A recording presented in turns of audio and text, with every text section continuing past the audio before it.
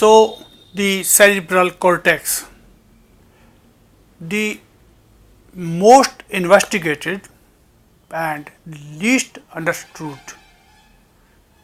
the most widely investigated but the least understood part of the biological evolution is the human brain, and the largest part of the brain which is controlling all body activities and making pace with the external environment and the internal milieu of the body is the cerebral cortex. There are different types of cells which I have talked in my last lecture. There are pyramidal cells, there are stellate cells or also known as the granular cells, there are basket cells, horizontal cells of Kajal, there are fusiform cells and some other types of cells are also there, but all in all the pyramidal cells and the stellate or granular cells are forming the majority of the volume of the cerebral cortex. To perform some intelligent and fine decisions, movements of the trunk, limbs and the eyeballs, and to receive some special senses like the sense of vision, hearing, the vestibular function that is related to the equilibrium, the sense of olfaction and the taste. The cortex is having multiple layers. So basically when I talk the microanatomically or histologically, there are 6 layers in the cerebral cortex, but on the basis of these layers the cortex is again divided in the granular cortex, the agranular cortex. On when we talk about the evolutionary history of the cortex, it is having some allocortical part and it is also having some neo or majority part as the neocortex. So let us start with the anatomical or the microanatomical or histological part or the layers of the cerebral cortex. So again this is the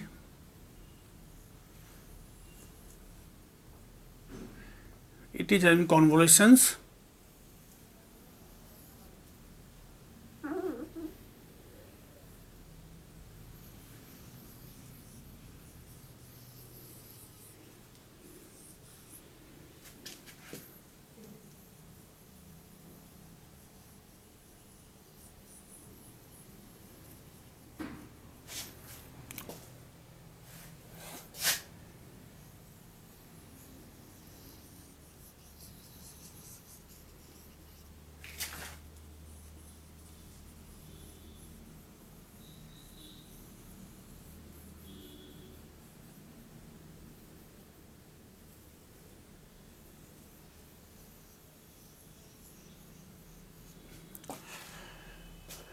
So this is the outermost part of the cerebrum known as cerebral cortex, which is having neuronal cell bodies. It is forming the 40% volume of the all cerebral volume. So it is making 40% volume.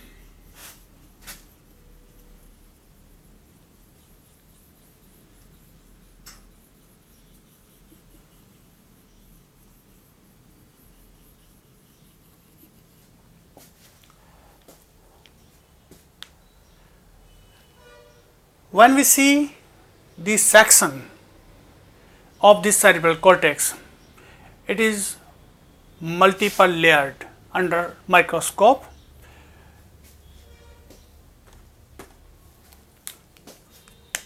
So I will draw this part of the cortex here.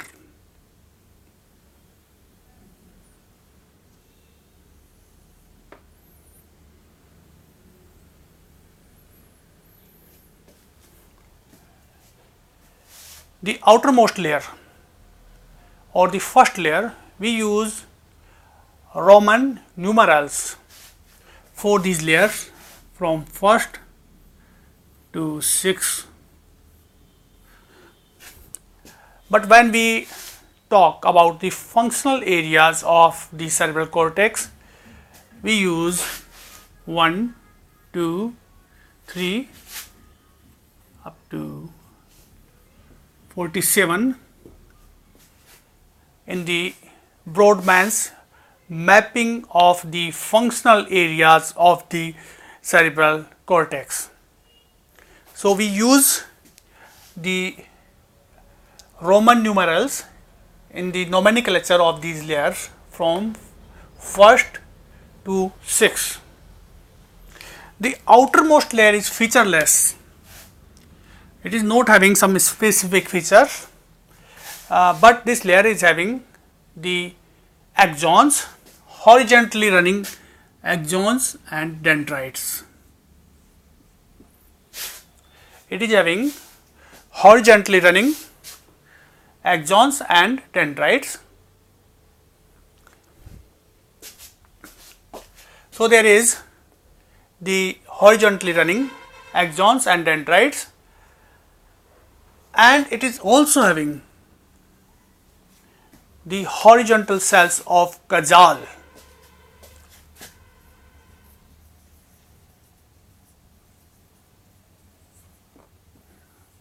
Cells of Kajal. So, this layer is known as the horizontal layer of the Kajal. This layer is known as molecular layer.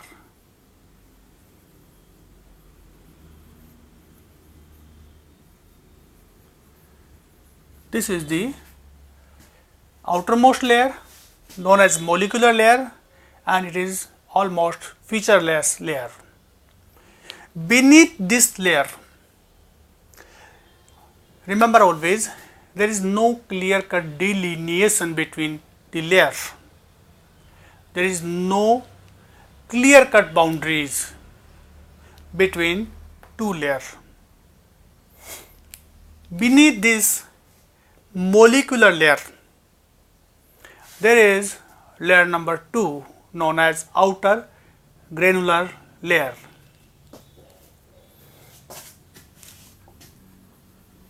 So, this is the layer number 2 and known as outer granular layer.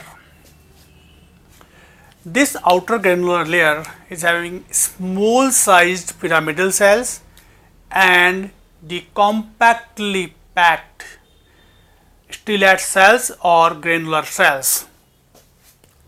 So, it is having small sized pyramidal cells and star shaped stellate cells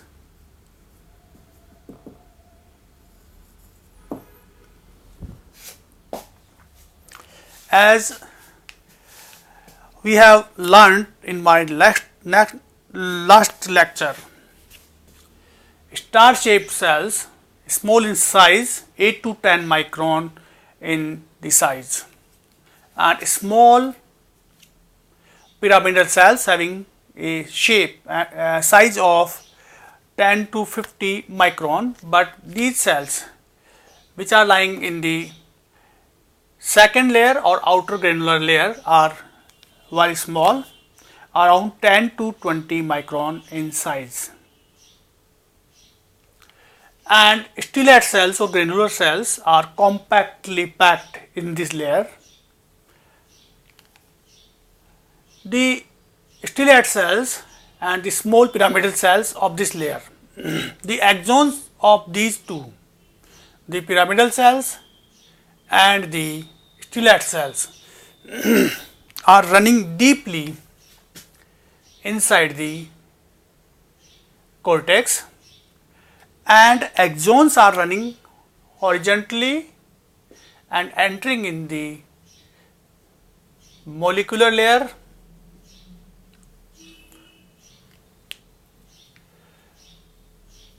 So second layer is having small pyramidal cells and compactly packed stellate cells. Why this layer is known as granular cell layer? When we see this layer under low magnification under the microscope, it looks like granular or spheroidal in appearance. So this is known as the granular cell layer. The third layer, when we talk about the third layer is outer pyramidal layer. Third layer is the outer pyramidal layer.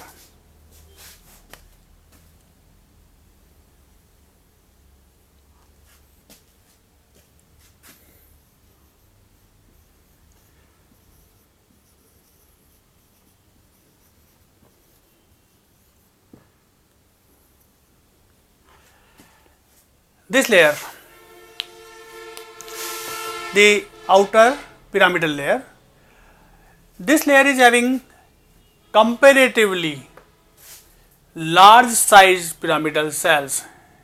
We have seen small pyramidal cells, but there in the third layer there are comparatively large sized pyramidal cells.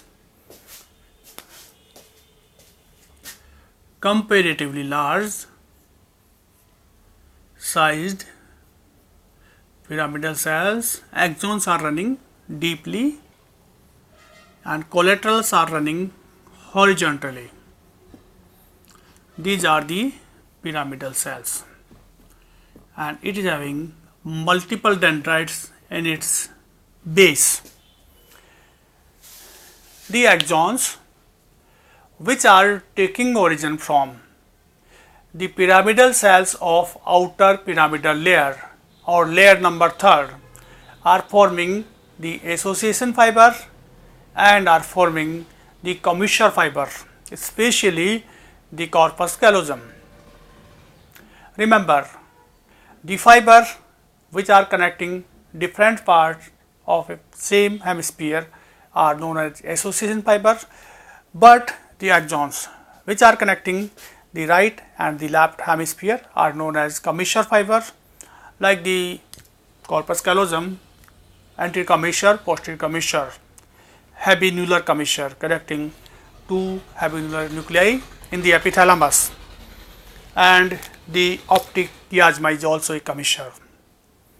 So the axons of these pyramidal cells, medium sized, I will use the word medium sized because the size is more than the pyramidal cells of the outer granular layer. Size is more than the pyramidal cells of outer granular layer and smaller than the pyramidal cells of the deeper layer. So this is the layer number 3. Besides medium sized pyramidal cells, it is also having the cells which are known as Martinotti cells.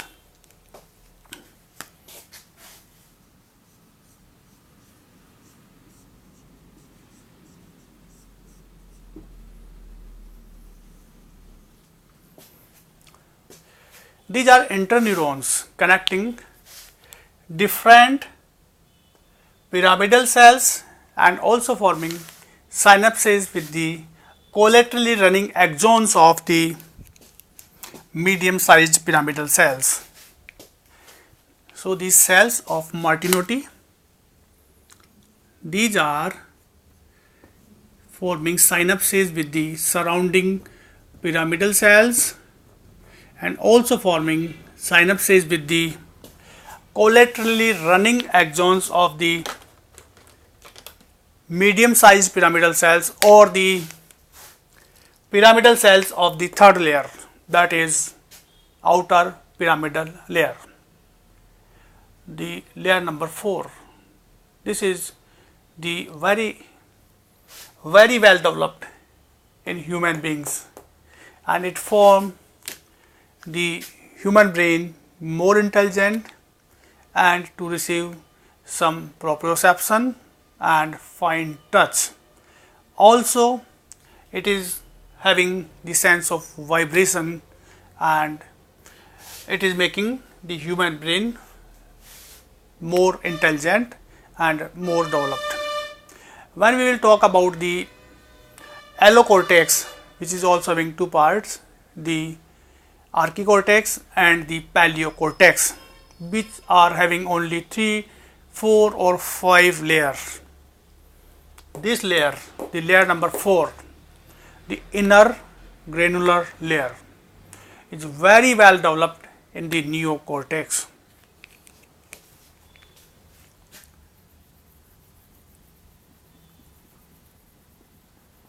So this is the layer number 4. Again I will use the green color for the granular layer.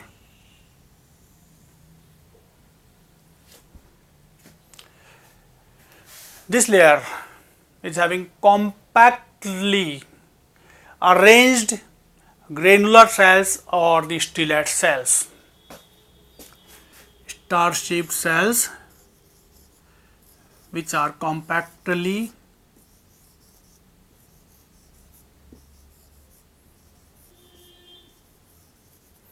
and it is also having some pyramidal cells and basket cells. The horizontally running axons and dendrites are forming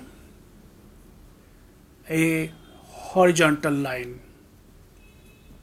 In this layer, the horizontally running fibers are forming a lamina or layer of fibers.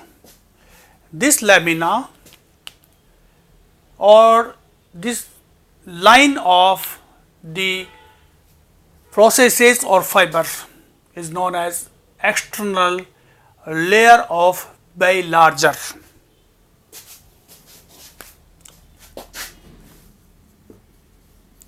External layer of bilarger.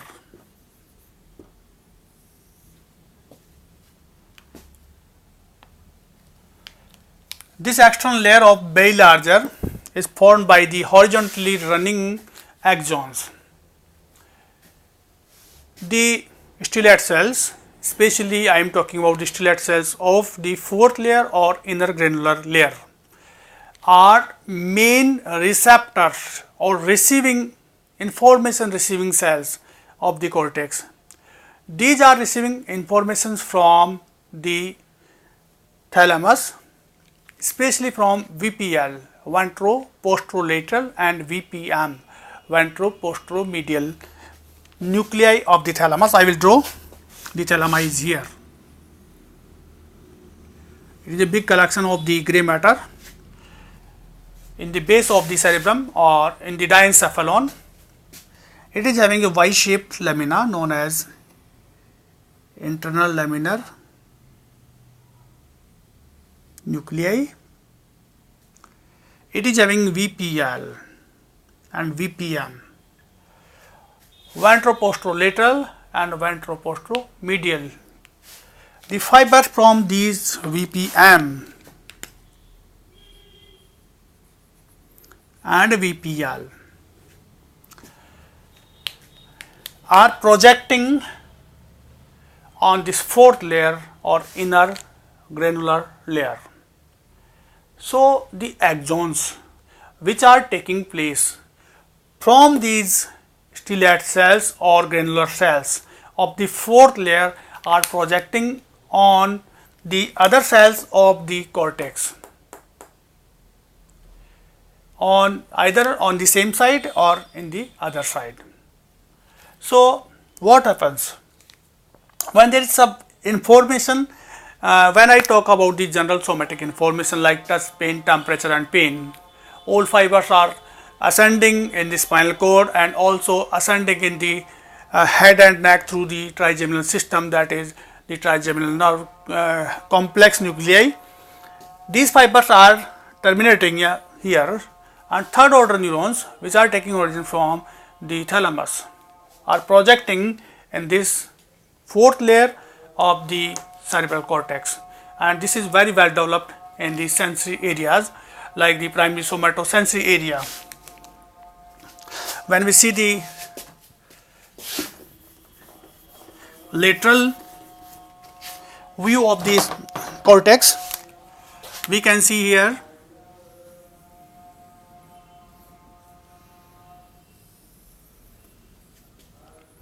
this is the lateral sulcus of the sylvius. This is the lateral sulcus of sylvius, and this is the central sulcus of Rolando.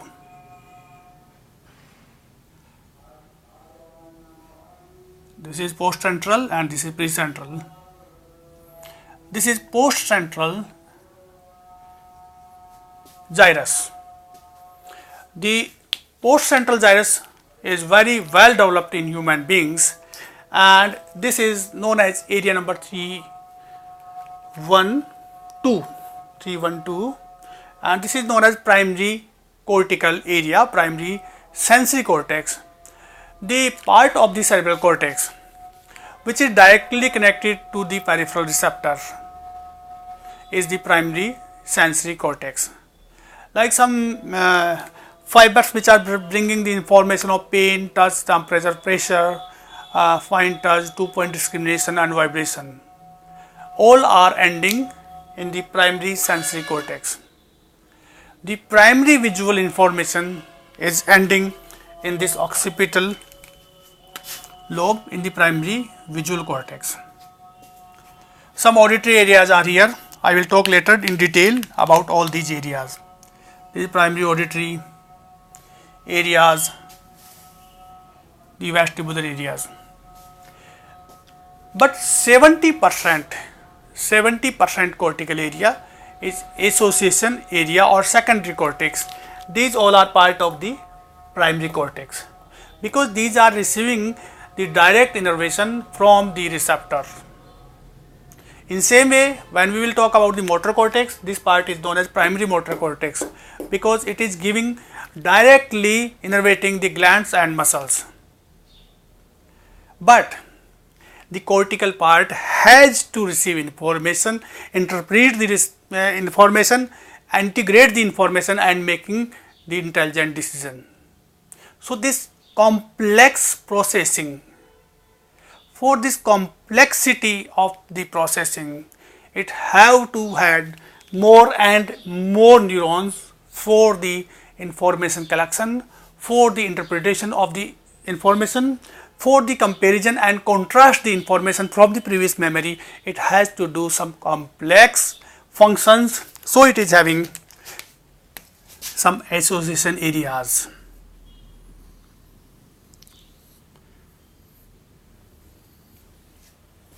These areas, when we talk about the sensory information, are the association area or the secondary cortical areas, which receive the axons of these stellate cells, which receive the information from, this is the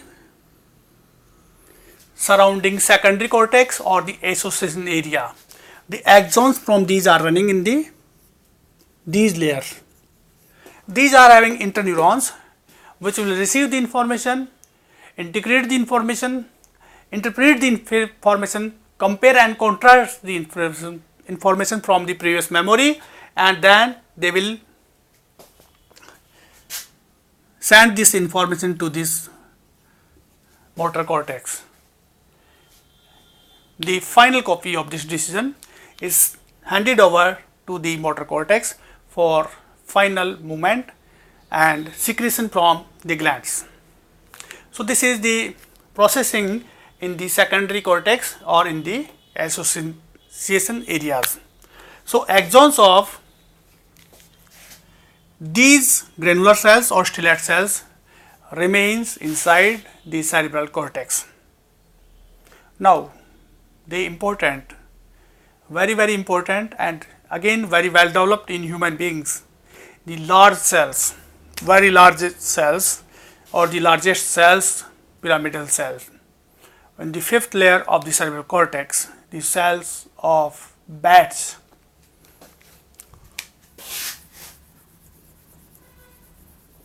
So, this is the layer number 5. This is the layer number 5, known as inner pyramidal cell layer. Inner pyramidal layer. This is having very large, up to 120 micrometer pyramidal cells, known as cells of bats. Very tall cells, bat cells.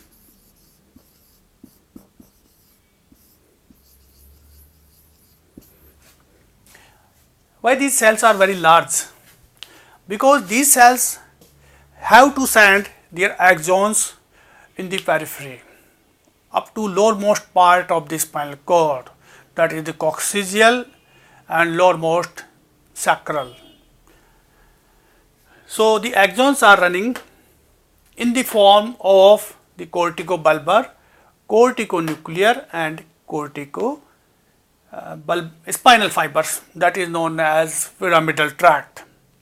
When we say anatomically it is pyramidal tract, it means we are talking about corticospinal fiber, but when we say the pyramidal tract functionally, we are talking about the corticospinal, corticobulbar and corticonuclear fiber.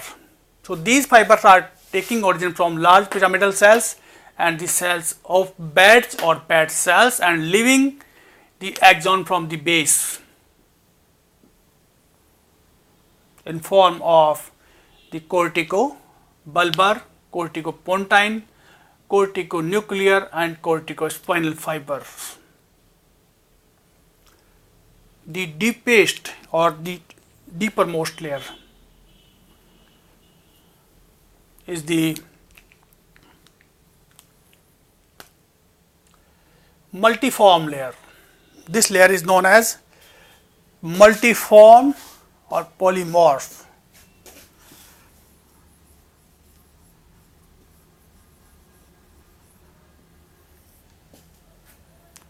Fusiform cells are seen, elliptical cells. The fusiform layer.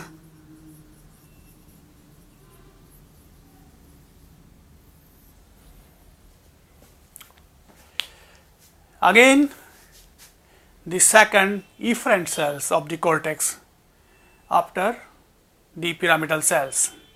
Pyramidal cells are first, and the other cells, the cells which are having axons leaving the cerebral cortex are the fusiform cells known as elliptical cells.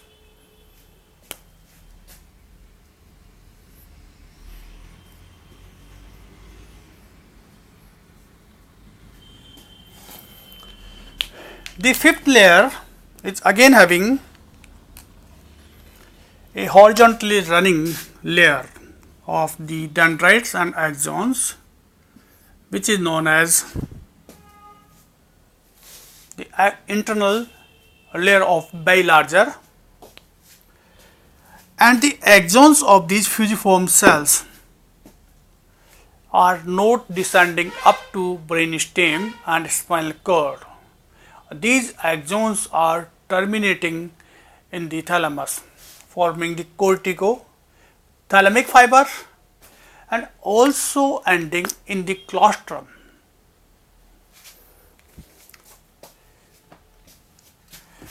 Deeper to insula, the grey matter deeper to insula.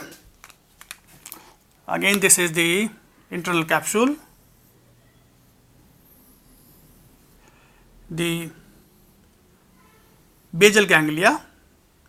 This is the globus pallidus, and this is part is known as the putamen, and this is known as the external capsule.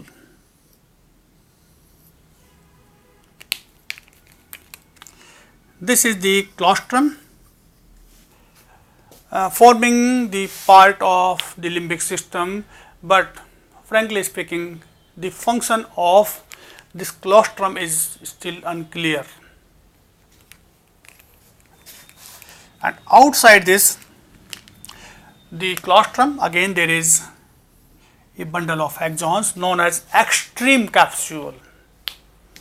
So between the external capsule and the extreme capsule there is claustrum, which is also connected to the cortex through the axons of these fusiform or multiform cells or elliptical cells through the cortico-claustral fibers.